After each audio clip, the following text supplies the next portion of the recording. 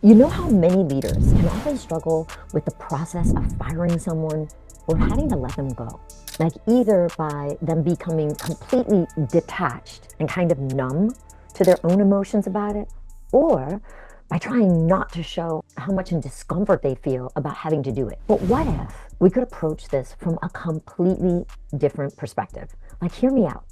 What if I told you that firing someone could be one of the most compassionate things you could ever do, not only for them, but also for your organization? Wouldn't you want to know how? Well, today in part one, I'm going to share with you my philosophical framework that I have used to transform how I approach these difficult conversations. I'm going to share with you my top 5 guiding principles. And when you stay to the end, I'm going to share with you my number 1 that allows me to do this all from alignment. So let's start with some core understanding, right? What has to happen in the beginning is you've got to understand that it's your prior preparation along with your compassion and clarity that is going to allow you to be successful at this. That when you apply this, what I'm about to give you will forever shift your entire perspective on this process. I want you to consider that people naturally outgrow their positions. I want you to really think about that for a second, that it is natural, it is normal, just kind of like how we have seasons, and that for every season, it's like every different phases of our lives. I just want you to consider that people naturally outgrow positions. And I want you to consider that if that could be true, then that each plateau that they find themselves in can actually represent the mastery of one level and their readiness for another.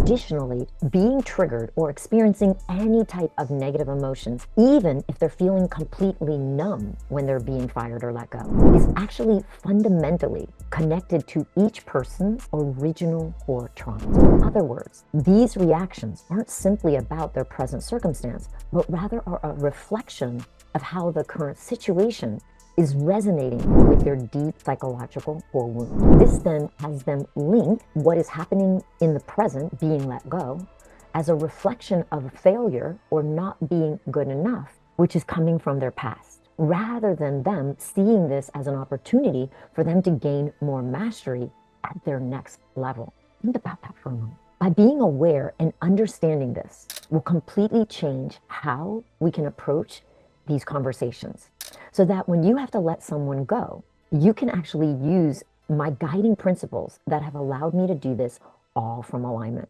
After being a successful entrepreneur for over 39 years, working with so many people, clients, and team members, what I've come to trust and understand is, number 1, each person's journey has its own unique timeline.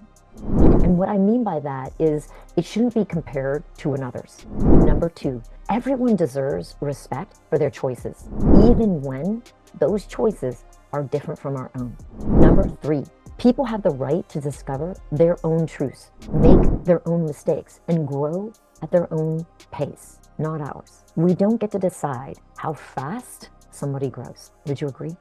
Number 4, no journey is more valuable than another, regardless of external success and achievements they've had or have not, right? We're all worthy. Number 5, true respect of others happens when we can acknowledge that each person's original core trauma was not only experienced differently, right? It's not all the same. It's not a one-size-fits-all, but also interpreted uniquely, and therefore fundamentally shapes each person's perspective of the world. To summarize, my number 1 guiding principle that is tried and true, that I've used so many times to find my alignment in all of this, my number 1 guiding principle is that I allow each person the dignity of their own life journey, while I allow mine my own. So I just gave you my top 5 guiding principles along with my number 1 that's going to allow you to let someone go from full alignment. I want you to really sit with these principles and consider that this perspective shift